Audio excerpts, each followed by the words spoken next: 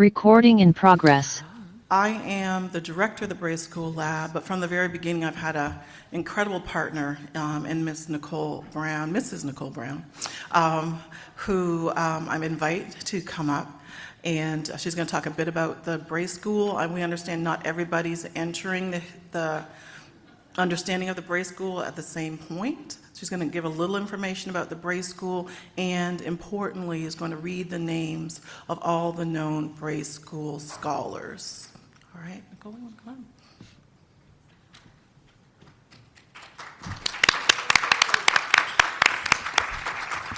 I am very, very honored to work with everybody on this panel, and especially Dr. Elgersman Lee. For a little context, the Williamsburg Bray School operated in Williamsburg between 1760 and 1774, and according to the Church of England, was one of the earliest educational opportunities for those of African descent.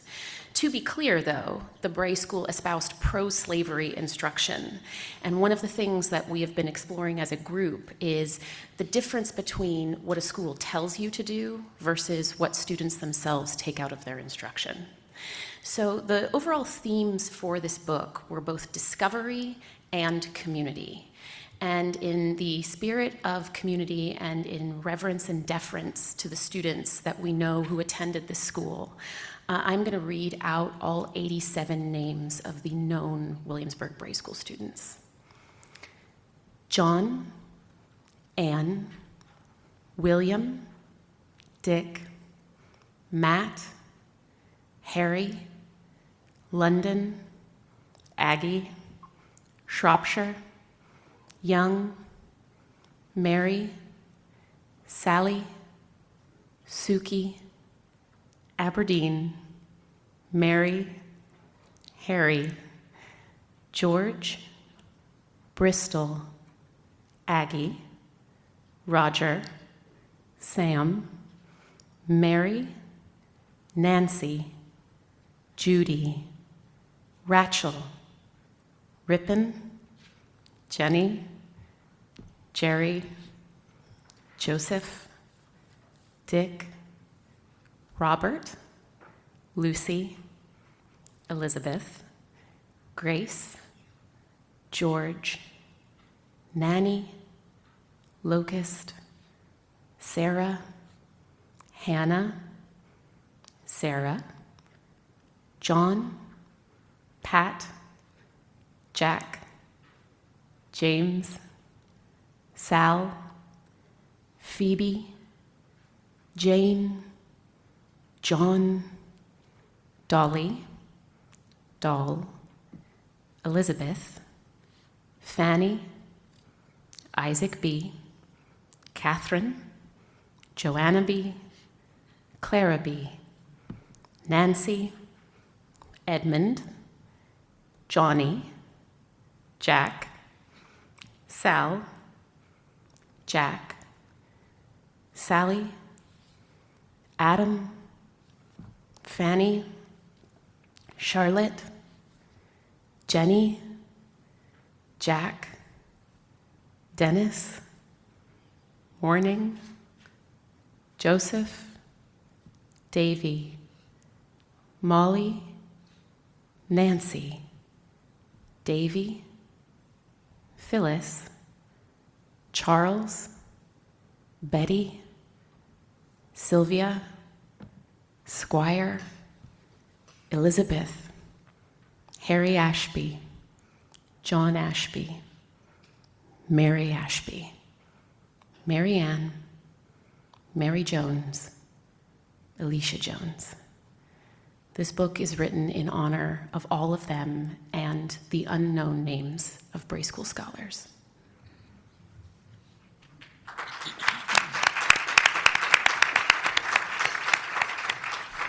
Thank you, Nicole. Again, I said the book is very much about the power of collaboration. There are 35 unique contributors to the book, The Williamsburg Bray School, A History Through Records, Reflections, and Rediscovery, from both President Fleet and President Rowe, Colonial Williamsburg, Will Mary, respectively. And I'm listing them in the order in which they appear in the book, because that's the safest thing to do. But I also want to say the name of all the contributors. There are many who are here, there are many who could not be here, but we want to recognize all of the contributors to this book. This was a project of incredible goodwill and commitment, in some cases sacrifice, and certainly vulnerability in the service of history and collaboration. So President Cliff Fleet, President Catherine Rowe, Terry Myers, Matthew Webster, Antonio T. Bly, Maureen Elgersman Lee, Nicole Brown, Julie Richter, Jason Chen, Fallon Berner, John Van Horn, Robert Bobby Braxton, Janice Canaday, Johnette Gordon-Weaver, Tanya Chancellor Meredith, Leslie Gaston Bird, Adam Canaday, Hope Wright, Crystal Haskins, Burnell Irby, Devin Canaday, Vicki Anderson Simmons, Theodora, Teddi, Ashby, Jody Lynn Allen, Yvonne Bonnie Johnson, Janice Parker, Jacqueline Bridgeforth Williams, Cecilia Weaver, Rachel Hogue, Don Edmiston, Joanne Johnson, Ashley McCuistion, Anne Marie Stock, Elizabeth Drembus, Grace Helmick. Thank you all for being part of this incredible project.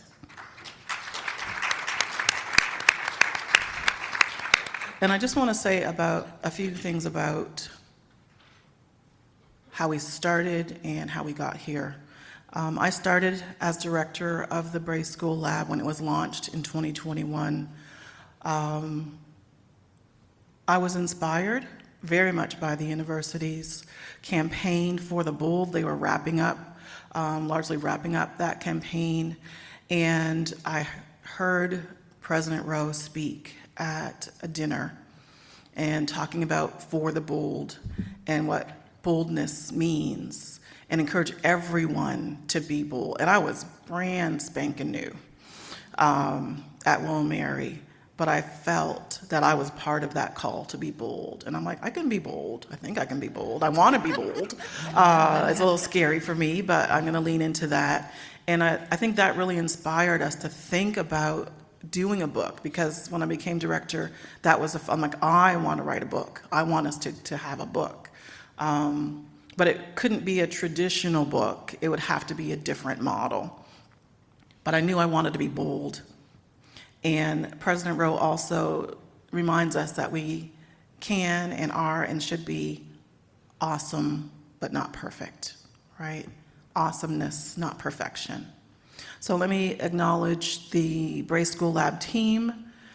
Let me acknowledge that we are part of the Office of Strategic Cultural Partnerships at William Mary, and also give significant thanks to William Mary Libraries for sponsoring us at different points, and also, of course, to our publisher, the Colonial Williamsburg Foundation, especially Jody Masenka, Catherine Wittenberg, and Katie Roy. But we're setting this up to stand back and let the panelists talk about their path and whatever they want to say about their contributions to this incredible book. Again, special thanks to our partners. Janice Canaday is going to come to the podium. For the benefit of everyone on Zoom, everyone is going to come to the podium so that everyone can hear. We want everyone present in person and online to be able to hear. So I'm going to invite Janice Canaday to come up and start us off.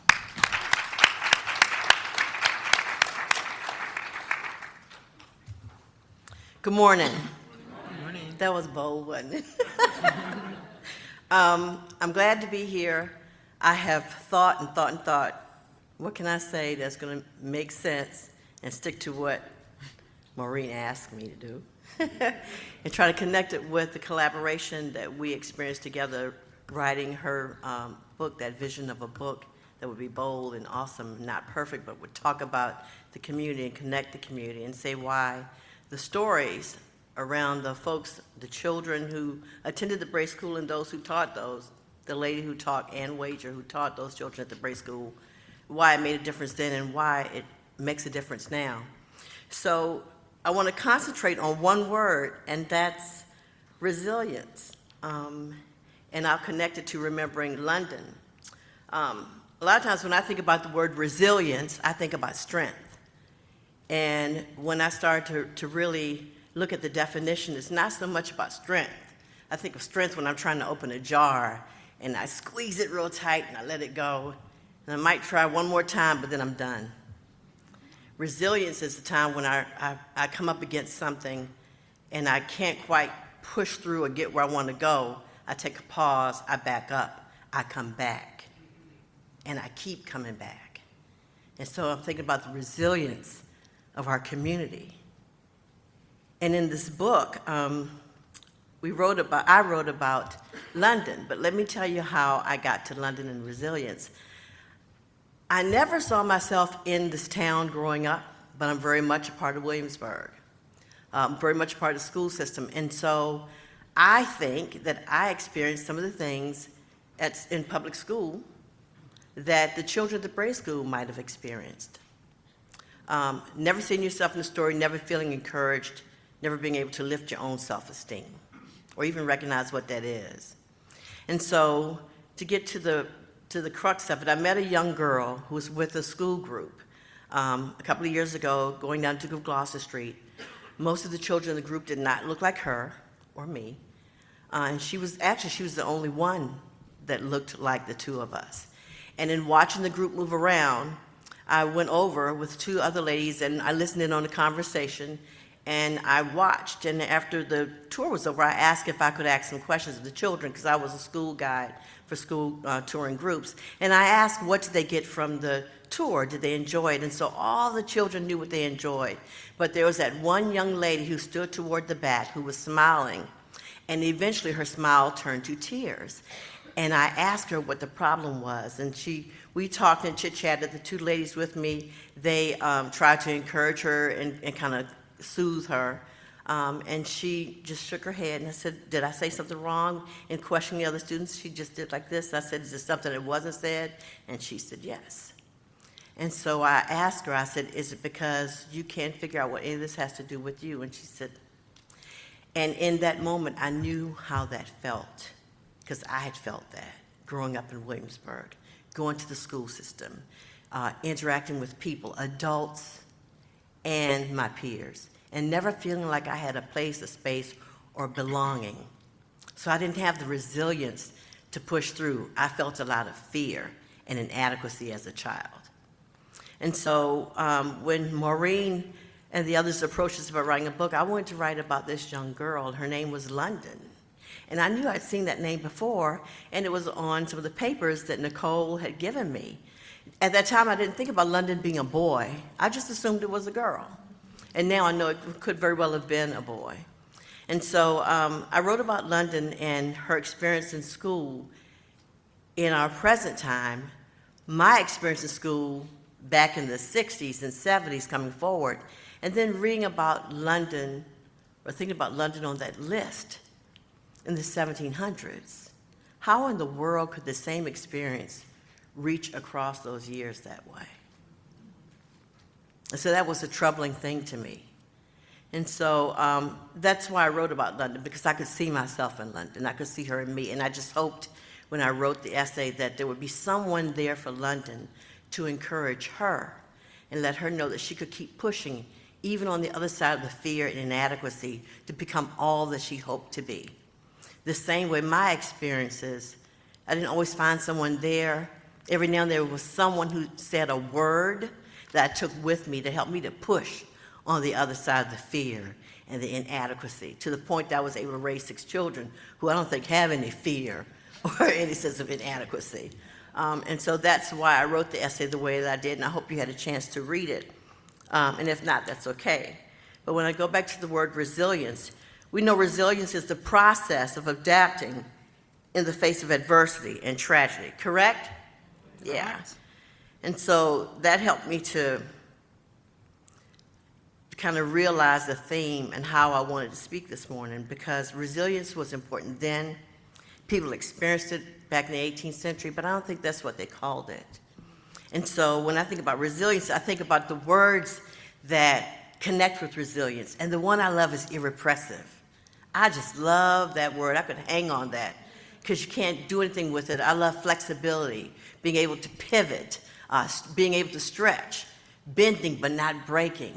That's what resilience is. That's what I've come to be. I'm thinking that's what London grew up to be from the list of students that went to the Bray School, and I'm hoping that's what the London that I met will eventually be. In writing about the past, we learned how our people built strong communities, and resilience and love were part of them. Resilience is transferred, just like wisdom. Resilience makes it possible for us to make every day meaningful, to learn from the experiences that we take on and face, to remain hopeful and optimistic, and to persevere. It makes you not want to waste time thinking on what's unfair, but use your energy and your ingenuity to find solutions for the problems that face you. How we survived the Middle Passage, that was resilience. Slavery speaks to what an amazing, resilient people we are. So if you don't think on the slavery, you'll miss all the treasures and jewels that could come out of an oppressive system that happened because someone dared to be resilient. How we survive speaks volumes for us. We live it, we write about resilience, we put it to music, we paint it on canvas. We are resilient in that we maintain families, we create families, community. We come from people who learn to take care of each other and then give care to themselves. Our resilience brought us through government-sanctioned slave trade, legally endorsed Jim Crow, helped us lead civil rights movements, taught us how to bend but not to break, get to the point of breaking. Through the generations, we have become flexible, resourceful, and creative. Resilience is part of all that, part of our positive spirit, even in the face of adversity. Our spirituality, our literature, art, music, foods, protest, our ability to find and create joy is due to our resilience. Overcoming is what we do. Resilience is not giving up. Resilience supports revolution. When we bring up deep stories, we hear how we have been able to bounce back. So resilience, in simple words, is the ability to bounce back. It's knowing pain and still taking a step. It's survival and it's celebration. It is loving ourselves and our community. It's the ability to disagree, but still love each other and move forward. You don't have to be famous. You just need to highlight your story. Together we can build more resilient communities. After all, Tupac Shakur said, "Black folks are like the rose that grew through concrete." If you've never heard that poem, it says, "Did you hear about the rose that grew through the concrete, from a crack in the concrete, proving nature's law is wrong? It learned to walk without having feet. Funny it seems, but by keeping its dreams, it learned to breathe fresh air. Long live the rose that grew from concrete when no one else ever cared." Thank you.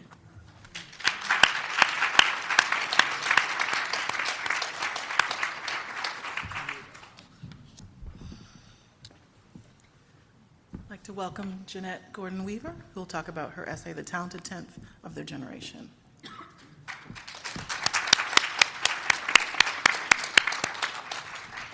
Good morning. Good morning. Y'all, I got up at 8 o'clock. I need you to, help me. Good morning. Thank you. Janice hung on the word resilience and awesomeness that Maureen spoke. I hung on the words a setup. We were set up. We were set up. Do you know what that means? What does set up mean to you? A setup to me could be a good thing or a bad thing. We were set up for success. We were set up for failure. God knows what we're being set up for right now. The title of my essay is called The Talented Tenth. I chose that because what resonated with me were the words of W.E.B. Du Bois. he said that there was a certain segment that was set aside who were going to lead us. They were those who were educated, who were firmly grounded, who had the resilience, the boldness, and the awesomeness to change the world. And if we go all the way back to the 1700s, those children were set up. They were set up to be indoctrinated, to be able to accept their station in life, and to teach those who are around them, who are in that same station, that it's okay to be enslaved. You might have been able to enslave the body, but you could not enslave their minds. The information that they gained and they learned was information that they internalized. Now, I want you to travel with me, if you can, for just a little bit, to when you were 4, 5, 6, 7 years old, and you learned how to spell a really big word. How excited were you to run home and tell everybody just how brilliant you were because you could spell that big word? Or when you conquered, and I never did this, but when you conquered algebra and you went somewhere and you shared with people your ability to compute those numbers and put it all together, weren't you excited to share and do that? Just to let people know, I am smart and I'm brilliant and I can do this. That takes me, I'm sometimes a little discombobulated, so you guys follow me if you can. It takes me to when I took my daughter off to college. They had Parents Weekend at the academy, and I went up during the summer, and we got to sit in on a math class with them. And on the board was a ton of squiggly lines, a bunch of letters. I don't even think there was an addition, subtraction, or division sign, and not one number. And the prof at the time said, can any of you parents help us with this? And everybody, all the parents were shifting in their seats, so I knew I wasn't the only person who was uncomfortable. And I said, oh, hell no. That's not what math looks like for me. Imagine what math looked like for them in the 1700s. Imagine what they took home to the areas that they lived in. Imagine what they told their friends. Because y'all, they weren't enslaved and held on other people's property and not in a community. They were most definitely in a community. And are you not going to share with your community what you know and what you learned? So my little talented 10th, they were learning from Amwager, but they were teaching everybody else. And these children didn't start school at 5 or 6 or 7. They were starting at 3 and 4. And in my head, now my background, we're going to keep it really personal. I am a child who was born in Dr. Blayton's Hospital on the corner of Scotland Street and Armstead Avenue. 14 beds, black doctor, black me. Born there. I'm raised in a military family, so we travel a little bit. Got a little bit of an open mind because I'm open to seeing other things. I've been exposed. But I loved coming home to Williamsburg. Every single summer, no matter where we were, we would come south, or I would come south, and spend time with my Nana. And I was very, very fortunate because I had a Nana I could spend time with. I sat on her porch. I snapped peas with her and beans. I went in her garden and pulled tomatoes off of a vine and ate them while we were in the garden. I drank out of a water spigot, and somebody just told me that's what's wrong with me because I didn't drink bottled water. I drank out of a spigot or a hose. I was yelled at about letting that door stay closed because you're letting my air out. And in the wintertime, you're letting my heat out, and I can't heat all that. But my Nana loved me, and I know she did. And she shared stories. And in the summer, really, really hot, before she got an air conditioner, we would use Colonial Williamsburg as our playground. We'd get on our bikes, because we grew up on the opposite side of the tracks in Highland Park. We would get on our bikes, ride over into the historic area, park them somewhere, and ride the buses. Remember when they had buses going through Williamsburg on a regular? We rode those buses to stay cool. We went into the theater at the Visitor Center and sat there and watched The Story of a Patriot 5,000 times because it was cold. We knew who Jack London was before he was Dan-O, Hawaii 5-0. We knew because we did all that. We also knew that our presence wasn't necessarily welcomed in the historic area. White tourists reminded us that we weren't necessarily welcome, and some of the folk who were working reminded us. But then there were the folk driving the carriages or taking tickets outside of houses who would say, baby, run on down to Raleigh Tavern. I'm gonna make sure they got some Queen's cake and cookies for you. And they weren't those ginger cakes that you get today. These were fresh made, right there waiting. I discovered one house that I really loved, and that was the Rush Everard house, because there's a knoll that's out back, and you could sit there and you could daydream or read and be transported anywhere. And I discovered, being a part of this project and this community, that there was a little girl and a little boy, but a little girl named Mary in particular stuck out to me. She lived in the Everard house. In my mind, just because I have that 21st century way of thinking, her mother was the lady who was helping to raise Thomas Everard's children, because his wife was dead. And why wouldn't Thomas Everard, who was also a trustee of the Bray School, choose this little girl to send off to school? Because this lady only had 3 kids, 2 boys and a girl. And that little girl's name was Mary. And I looked at wills. Bray School, this collaboration with this book has me doing things I never thought I would do. I'm looking at wills and documents from the 16th and 17th, 18th century to figure out where those connections lie. Sometimes I might be right, sometimes I might be wrong, but I'm discovering that the history is so much richer and so much fuller, and there's a story that everybody needs to know. I too have learned to become bold because I know who the hell I am and where I come from, and that my story is equally as important as everybody else's. I am America. I am America. Oh, that doesn't resonate with you? You are freaking America. That deserves a round of applause.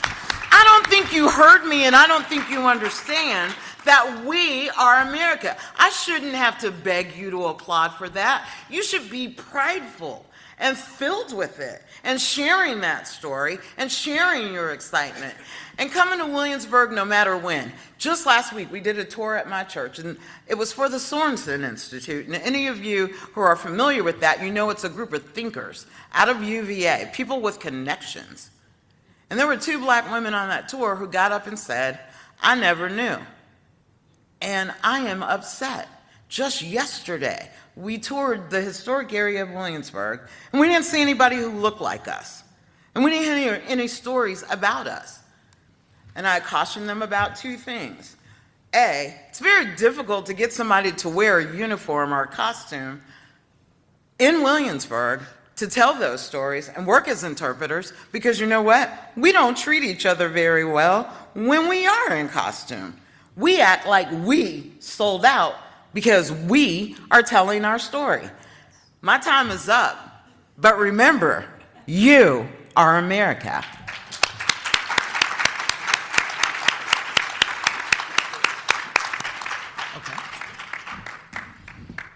Thank you, Johnette, and we will have time for Q&A. So I want to welcome Burnell Irby, talking about the Williamsburg Bray School Conflict and Community. That's the name of his essay.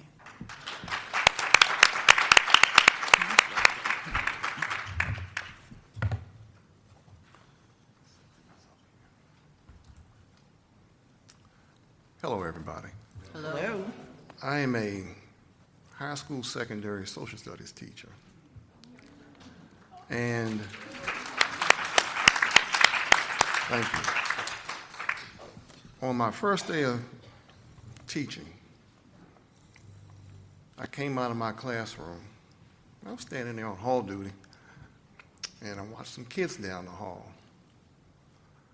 And as I watched for a few minutes, the thought came in my mind, what the hell are they doing It's in my mind. I didn't say it out loud. So for 40 years, I've been trying to answer that question. Bray School book extends that story of black education and is contributing to my discovering that answer. So when Maureen and Nicole, thank you, asked me to write, I thought, So the pillars, I call them the pillars on which I thought and came to these conclusions, I'll share with you. The first one, that there are still black people alive who've spoken to slaves. So that chain is not broken. The second one was, when trying to answer that question, I used to go see a black psychologist in Washington, D.C. named Frances Welsing. She would have seminars. I said, okay, I need to find out what is going on with these children. And one of the terms she used to describe our journey, she was African culture under duress. So that's what's happening to us. Stuck with me ever since.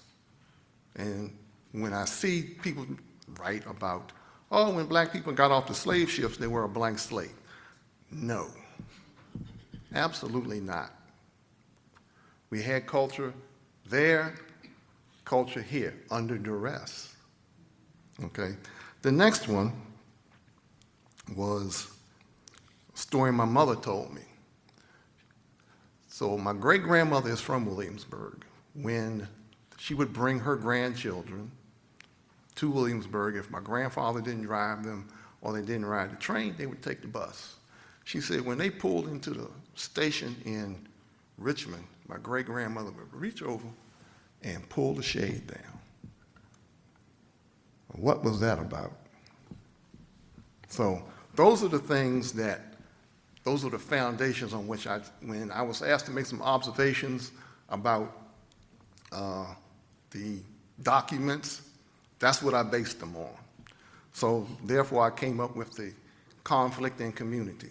There's no way you could go to the next page, no way you could discuss that time period without, there's conflict. You don't have to, just like someone said about the concept of human rights, they're unalienable. You can't deny it was conflict. You may not have said anything that day, you may not have thought anything, no one said anything to you, but it was conflict. Now, how did we survive the conflict? Community. That's how we survived it. But the interesting thing is that there's a larger community, and then you had our community. And how do we know our community was functioning and was viable? We're standing here right now. Mm-hmm. So, and then the last thing about the article itself, when I talked about the ACEs, the adverse childhood experiences. Now that's a modern term used by when people in education talk about things that are going on to children now. So I just applied it to what do you think some children during the slavery time were going through going to school? Adverse childhood experiences. Then those children become adults and they pass on. I heard Joy DeGruy Leary mention this morning. She talks about that a lot. Mm-hmm. So that's why I titled the essay, Conflict and Community, those two things. Now, lastly, what I think is the most important is, what do I think of this book? This book is a social studies teacher training manual. As I read it, it walked me through my education as a student and then my journey as a teacher trying to figure out how to teach these children. So one of the things that happened to me was I was walking through my neighborhood. I kept a camera with me. One of the huge trees in the neighborhood got cut down. Took a picture of it because you could clearly see the tree rings. Tree rings are in here. This is the actual assignment. Stump, listen at me. Stump, tree rings visible. So I told him you can count the number of rings and you can count the thickness. Then look at the texture of the wood, so you can probably tell what killed the tree. National Archives photo analysis worksheet on the back. Administrator came in my room and ridiculed it. He's showing them a picture of tree rings. I'm not going to tell you what I said. But mentally, I said, you were just stupid. Happened again years later. Oops, excuse me. So that's why I say this is an important text for the training of social studies teachers, because there's the historiography, the how-to of history. How do you learn, tell, and find history? It's in here. Easy access to primary source documents, multiple points of view, right here. Okay? Last thing I'll say is, I brought these two books up here because they're 100 years old, and 100 years from now, this will be a viable text.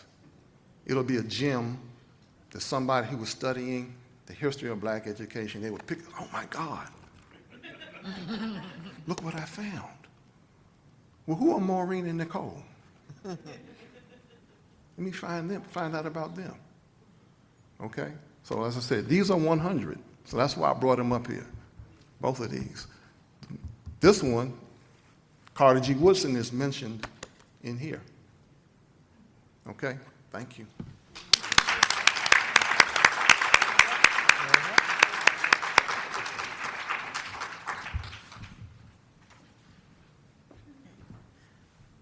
Thank you, Burnell. Our last panelist is Theodora, Teddi, Ashby.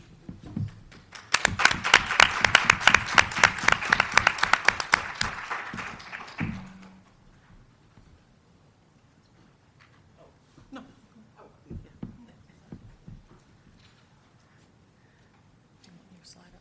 Oh, yes, please. Yes. Good morning, everyone.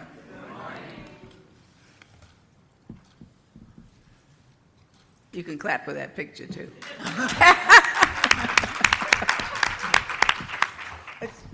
This is me, right here.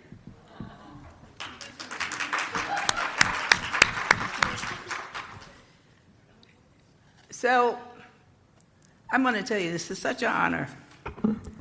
It's been an honor ever since my first steps with Maureen and Nicole. And so, the Ashbys, I have heard about the Ashbys all my entire life from all these people here. But now, I think that the tone that they wanted to know was resilient. So my definition of resilient that I found that actually kind of speaks, I want you to keep it in mind as I speak of the Ashby lineage. Resilient individuals demonstrate the ability to adapt to stress, crisis, and trauma. They develop effective coping strategies to navigate challenges and maintain well-being. So I want you to keep that in mind. And the reason why I was so positive about that is because all these people you see on the screen, including myself, they have taught me to this very day and to my next generation that our glass is half full, our glass is never half empty.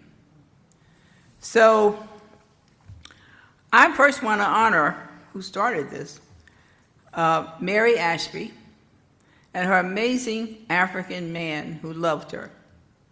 And they had 3 children, Matthew, John, and Roseanne.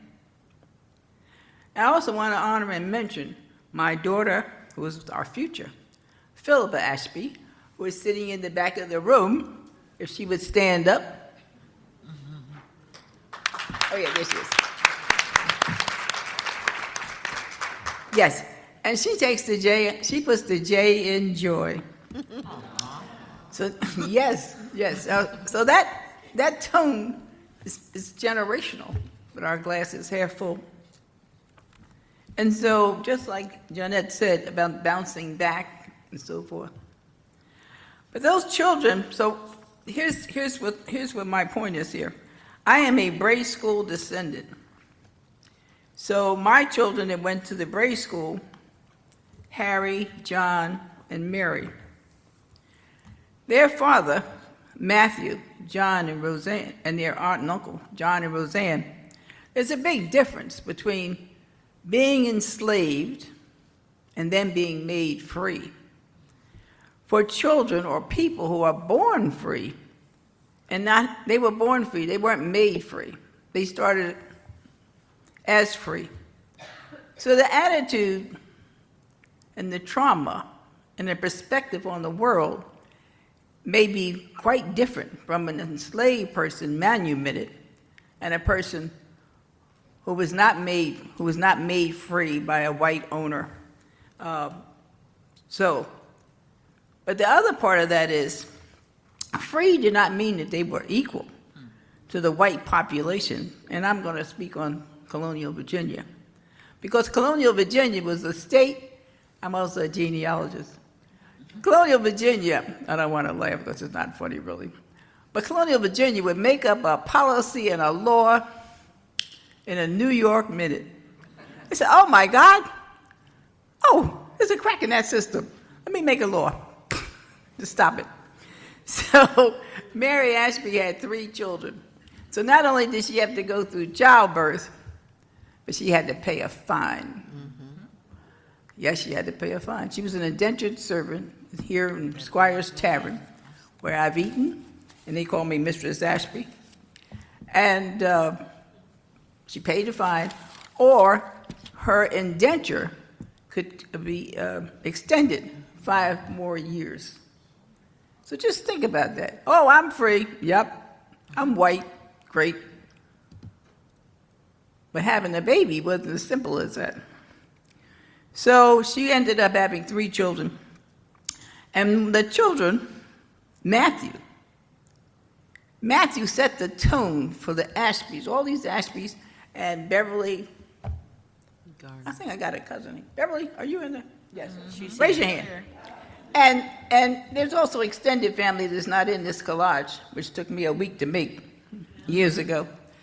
But there were so many limitations on being free and so many different laws.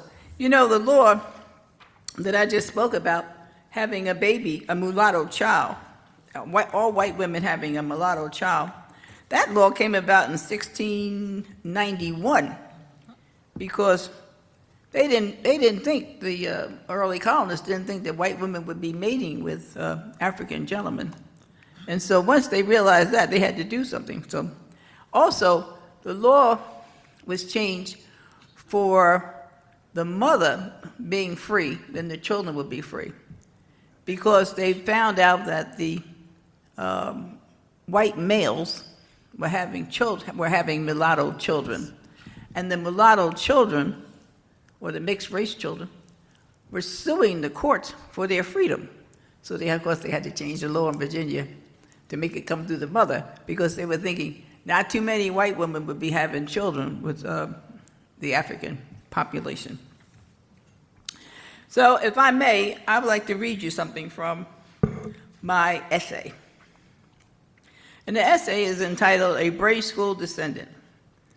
My Ashby family descends from an English woman named Mary Ashby and an African man whose name is yet unknown. Mary Ashby was indentured to James Shields, owner of Shields Tavern, and had 3 children, Matthew, about 1723, John, about 1725, and Rosianna, about 1732. Because Mary Ashby was free, her children were free. However, because Mary Ashby crossed the color line by having children with a man of African descent, She was required to pay a fine for the birth of each child. Their son, Matthew, wanted more for his family, and he worked as a carter, a blacksmith, and a carpenter to earn money. He negotiated with Samuel Spur, who was a farmer, the terms and conditions to purchase his wife, Anne, and his children, John and Mary, for 150 pounds, to ensure his children would be free. Now, that is an unusual situation because in our Ashby family, we have one enslaved person, and that one enslaved person was Anne, and she was owned by our family, Matthew. And so that is an unusual thing for black people, because I should have more enslaved ancestors, but because Mary Ashby and the African, they became free generations coming down to the end of the Civil War. But Matthew Ashby then, now here's where you know that Matthew could read, write, and do sums, because Matthew Ashby also worked for the colonial governor of Virginia here in Williamsburg. And he petitioned, he went to him to negotiate the petition for Anne's freedom. And it took about 2 or 3 years for that to be granted. And just think about that. Think about that. Resilience, yes. He tried. He knew he was going to marry Anne, but he also had to do a strategy, because when he married Anne, he knew she was enslaved. And when he negotiated with Samuel Spur to buy her, he no more had 150 pounds than I have $1 million. But all of this, his daily life during this time, he showed resilience. He did not let anything appear to have stopped him. Matthew Ashby was a free man of color, and he knew the value of literacy. And he may have ensured that his children attended the Bray School for as long as possible. Now, the Ashby children's free status also meant their attendance at the Williamsburg Bray School did not come with the same apprehension or suspicions about being educated as enslaved children. Because the enslaved children now, their schedule was probably different, because based on their owner, they may have to miss days, shorten days, or even miss months. But the Ashby children, because Matthew and Anne believed in education, I personally think that they were making sure that those children attended the Bray School on a more regular basis, as well as having to help them with necessary chores for their quality of life. But it does make a difference. It does make a difference, because I have talked to other people, and we've had discussions on the trauma of slavery, and that it passes down somewhere almost like an invisible gray cloud through families. And I have to say that trauma did not come through the Ashby family. We have had traumas, because Matthew Ashby, one of I would guess it would be Mary's great-grandson, he was an oysterman, a waterman, or an oysterman, and he was a successful one. And he lived at Carter's Grove, and he owned about 30 acres around that area. And these people, these white men, came around there at midnight and dragged him out of his house and murdered him. And it's never been known who actually did murder him. But the Ashbys have had trauma, has had negative episodes in the life of, but at the same time, they've always they've always tried to have option A, B, and C. And I live that way, option A, B, and C. Because I never believe that there is a brick wall to anything that I need to do. I never thought that, I was never raised, Aubrey Ashby never raised his children to think that there was some kind of ceiling. As a matter of fact, they thought Reverend John Ashby, who was Aubrey Ashby's father, and he was also a minister here at your church, the Second Baptist. He was an assistant pastor at the Second Baptist Church on Nassau, Scotland? No, Nassau Street.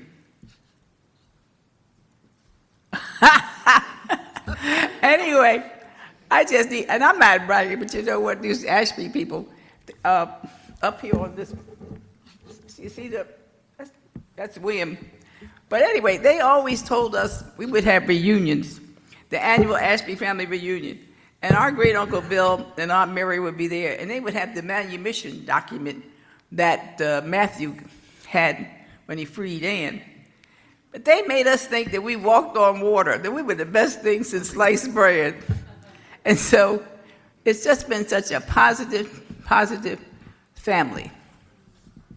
And I'm done? So anyway, I am so proud to be a descendant of the Ashbys from Williamsburg, Virginia, and buy the book because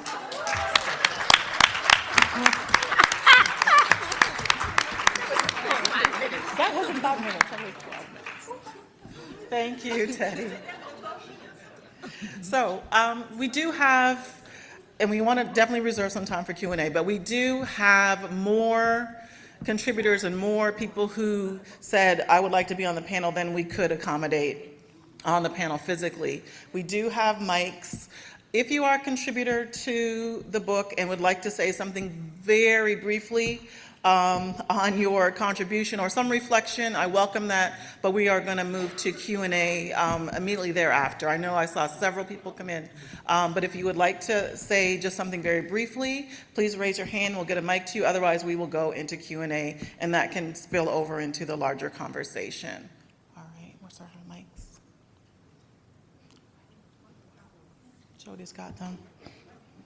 While that's happening, let me just go ahead and say questions about where the book is available. It is a Colonial Williamsburg Foundation publication. Again, an incredible partnership, available at outlets of Colonial Williamsburg. So that's the bookstore in Duke of Gloucester Street, the Revolution store in the Visitor Center, the gift shop in the art museums, and online at shop.colonialwilliamsburg.com.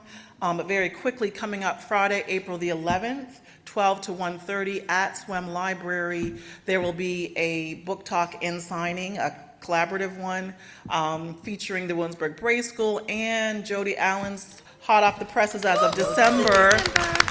Roses in December. So both books will be available for signing and sale at that, courtesy of the bookstore. We had it planned for February, we got snowed out, and we had to reschedule. But Tanya? Hi, everyone. My name is Tanya Chancellor Meredith, and my chapter was titled By Which They Might Be Distinguished. And I wanted to mention that because of what Dr. Black said yesterday about telling the story and making sure we get it right. And I wanted to, my input was so that we recognize that these children should be distinguished as some of the first scholars in the Atlantic world or New World.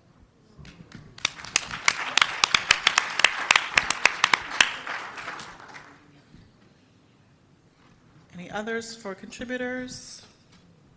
I know they're here, but you're being very shy. That's all right.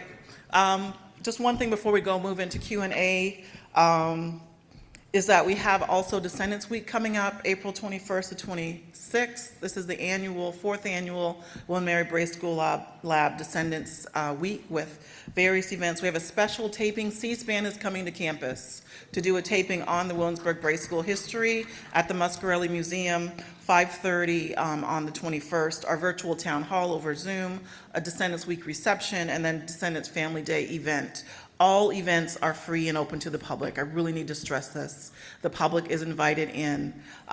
There's a QR code and also the shortened URL. And we also shared printouts with you. And if you did not get one, please see me after. So we want to shift to Q&A. And I believe that we're queued up. Go ahead. Perfect. As a third generation educator myself, I just want to say thank you so much for having this panel. And of course, the educator mind stays on. I was questioning whether or not y'all had familiarity or whether or not that's even available in terms of the literal curriculum. I'm just so curious about the lesson plans, what was taught and when it was taught. Were they also doing Farmer's Almanac? Like, are we also teaching, do you know what I mean? So kind of the subject matter and how that looked during the year.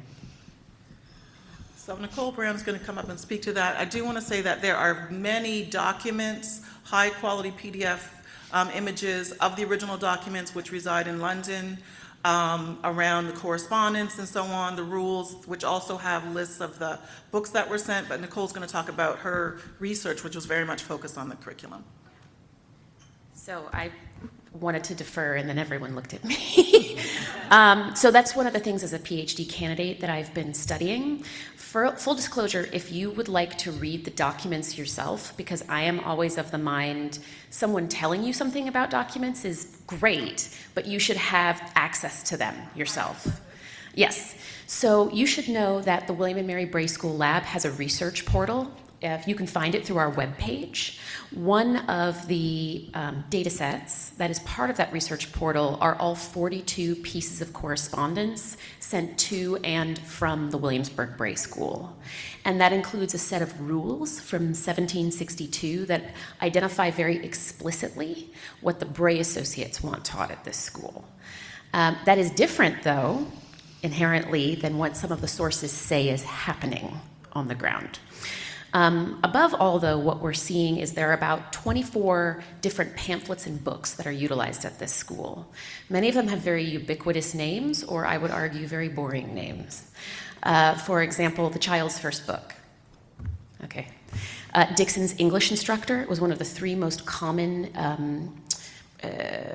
Church of England textbooks sent to the British Atlantic world. Letter to an American Planter, which was the only pamphlet written by the Bray Associates. And they're very explicit in that text. And so I'm going to pull directly from page 2 because I have it memorized, because I think it explains very clearly the intention of the Bray Associates. It's, quote, "I proposed that you should have your slaves instructed in the Christian religion as the best mean to reconcile them to their state of servitude." End quote. Yeah, they're really, and they're the kind of documents, I had a chance to go and look at them at Oxford, that are really blunt. They're very blunt. That being said, what you will also see is that archaeological research, working with the descendant community, working with other scholars, is showing that there's, again, a difference between what the school is teaching versus how students are utilizing it. I think one of the best examples that has come out of the archaeology department at Colonial Williamsburg is that the largest cache of clay marbles found anywhere on any historic site is the Bray School. Mm-hmm. The school rules do not mention teaching arithmetic explicitly, and in fact, the school books directly say they don't want to be teaching ingenuity, and yet marble games teach both arithmetic and ingenuity.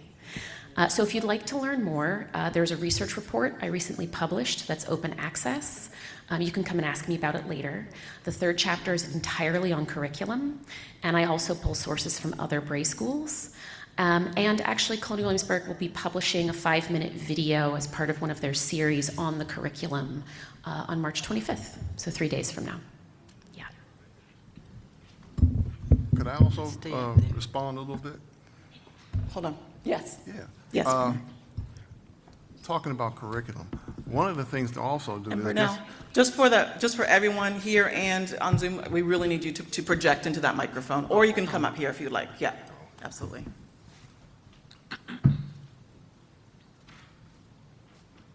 Hello again. Experience I had in my class one day, because I would allude to the colonial era and the Bray School, and in the back of my mind, one day I just happened to ask the kids, "What do you think black people were eating then?" and one of the kids turned around and looked at me and said, "Slop." Because I had been involved with the book and going to different programs, I was able to turn and went, Once I digested what he had just said to me, first it was, "Thank you." Then I typed in Michael Twitty and found a 5-minute video of him explaining and cooking, showing the food that people were eating at that period of time. And the kid went, "Oh, I never knew." So the first person I ever heard say Michael Twitty was Nicole. Thank you.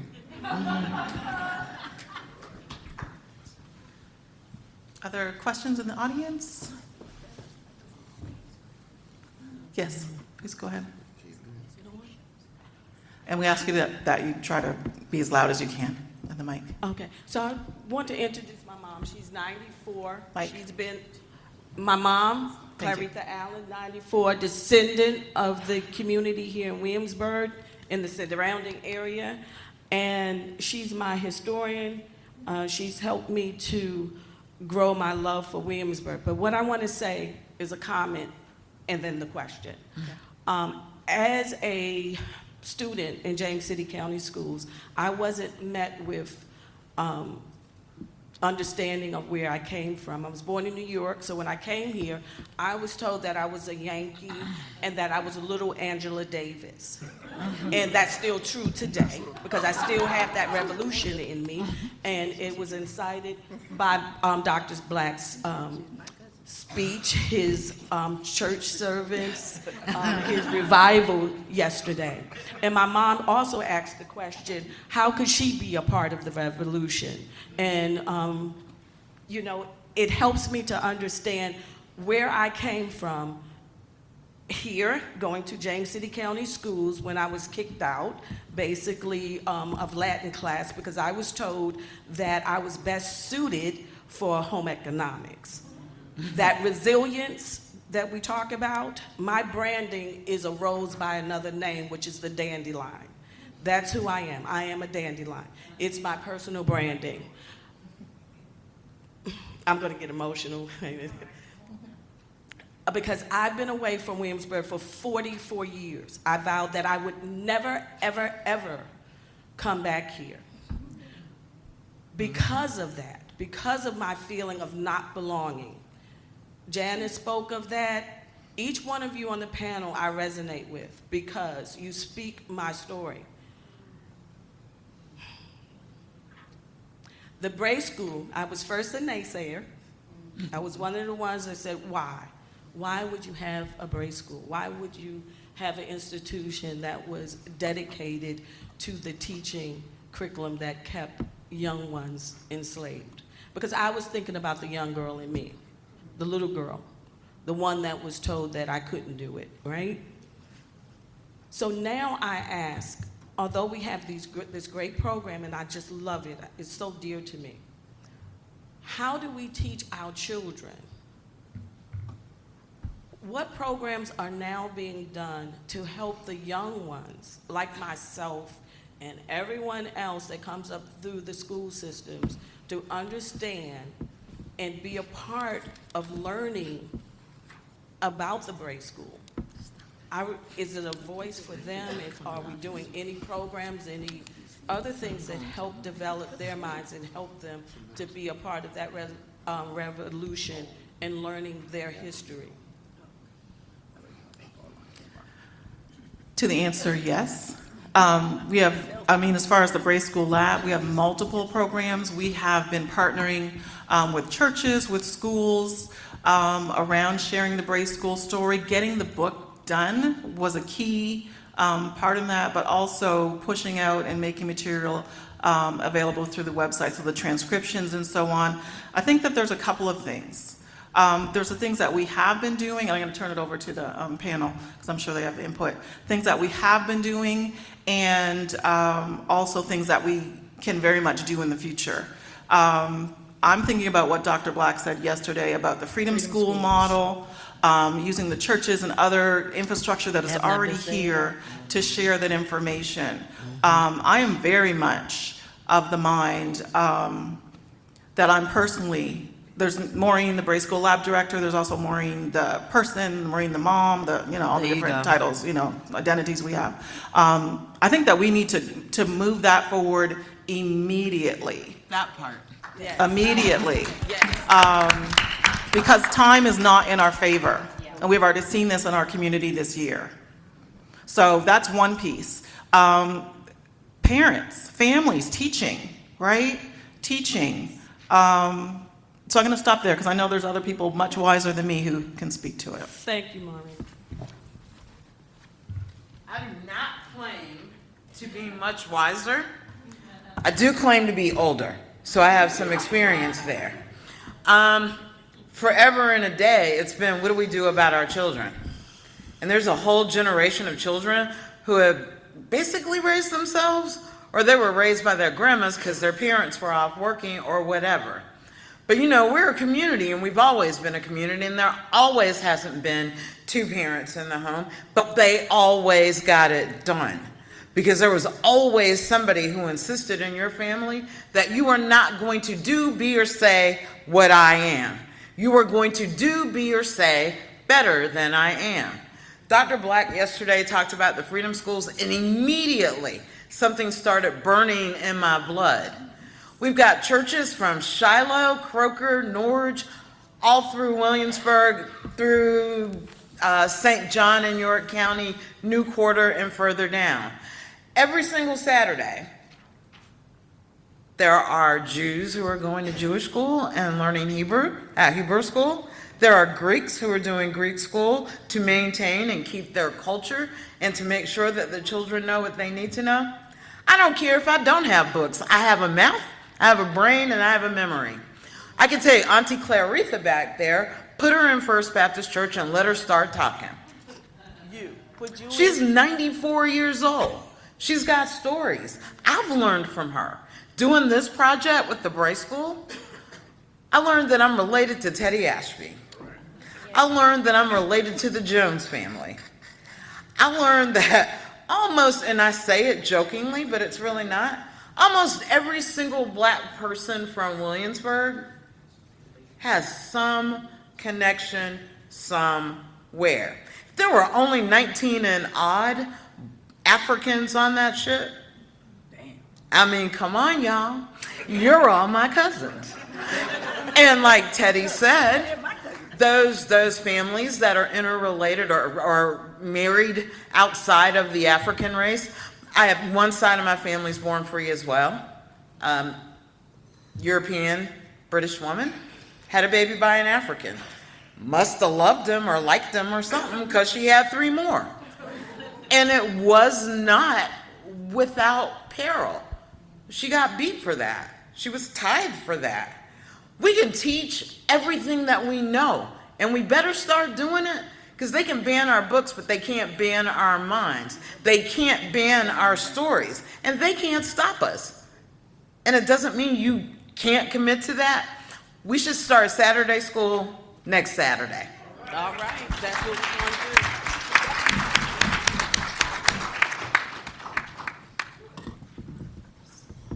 I'm going to invite Janice Canaday and Teddi Ashby to respond to anything that's been asked already, just so that we are distributing the comments across the panel. Okay. If there's anything that you wanted to say, Janice?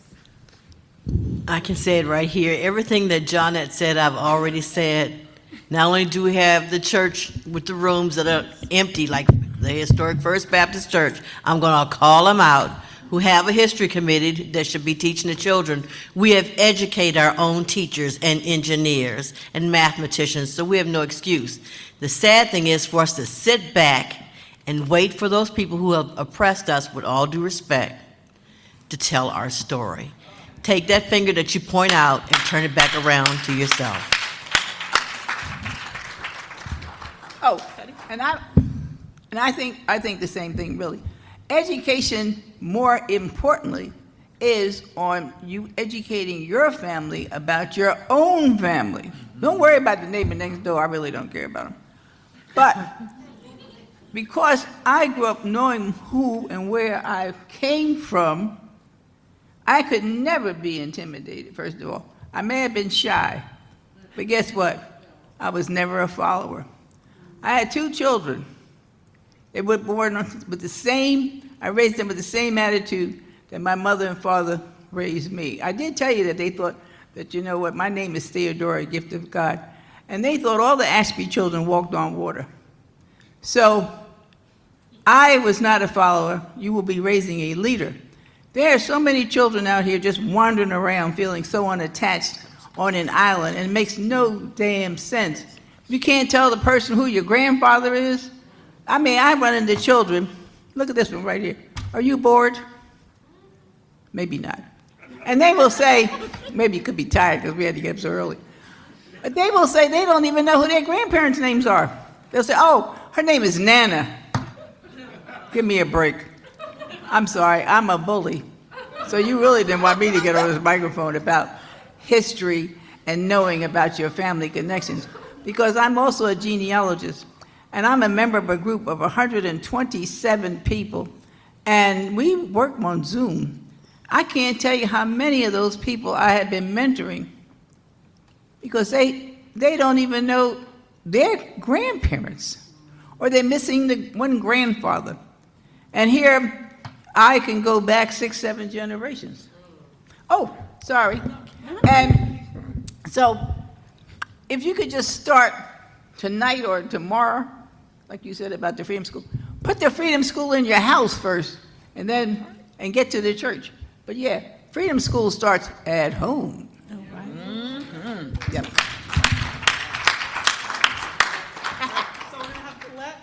Well, I was born and raised in Williamsburg, and I never felt like I didn't know who I was. And the reason why, because my parents, my grandparents, my great-grandparents, I got to meet them. I got to meet 4 generations. Wow. Not only that, my mother and them, they were free slaves. They owned land. They made sure we know how they got the land, where we came from, what it was about on my mother's side. On my father's side, it was different. My father and them was mostly slaves. But even on my mother's side, they owned their own people to make sure that white people didn't get them. So Williamsburg, to me, has always been a pride to me. The schooling and the teaching, if your parents teach you where you came from, take you to the courthouse, show you where the land came from, show you where you lived at, Williamsburg would be always a pride for me. And with me marrying and going to the military and seeing different places and different parts of the country and learning things and opening my mind, I still was so glad to come home for Christmas. Mm-hmm. I was so glad to come home for Easter. I was just so glad to see my great-grandmother tells me more and more stories. My father just died, 91. My mother made sure I knew who they were in the cemetery. My mother knew what they were as a professor, a lawyer, a doctor, a writer, a maid, and even a caregiver. So to me, Williamsburg is good. But the thing is now, my kids have always been away from Williamsburg. They got back here. In order for me to bring my great-great-grandchildren to this school meeting, I have to teach them where they came from, first of all. My daughter, with this political stuff, she's a teacher. But she don't, when we talk about civil rights, when we talk about sitting on the bus, her nana telling her that she couldn't sit on the bus, and when we talking about this and that, we got to always bring up where we came from. We got to also let them know that those slave children was at that school to be taught to be better, to be even so better, to be educated. And they wasn't there just for learning. We got to teach them what they were doing. They went through a lot. It wasn't always joyful for them. So when you all talk about bringing the school, we talk about the future. I need you to make sure that these kids can resonate with the past, okay?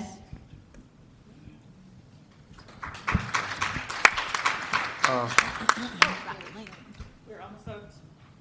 What are we going to do about time? Jody, what about time? Sorry. What about time? We are at time.